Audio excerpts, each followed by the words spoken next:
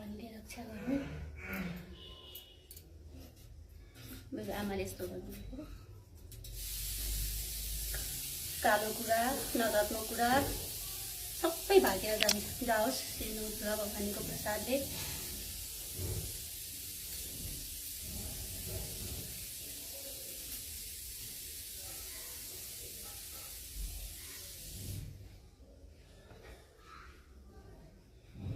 नौ दुर्गा भवानीको प्रसादले सधैँ कल्याण गर्नु, सधैँ साथमा रहनु। मातृशक्ति हो, कसैको आश गरेर खानु नपरोस्, कसैसँग झुकेर खानु नपरोस्। सत्मार्ग सत्कर्मतिर यसै गरी ध्यान जाओस् र आँटेको कुरा पुरा होस्। अनि अर्को कुरा चाहिँ खुट्टा धुन पाइयोस्, खुट्टाको जल खान पाइयोस्, यो गर्छ। हे नौ दुर्गा भवानी, तिम्रो सृष्टि हो, कसलाई के गर्ने तिमीलाई भन्दा हामीलाई के थाहा, तिमीलाई नै थाहा छ।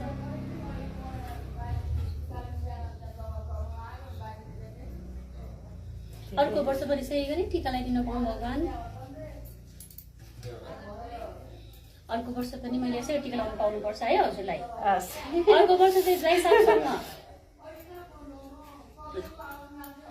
यो पहिला प्रसादी।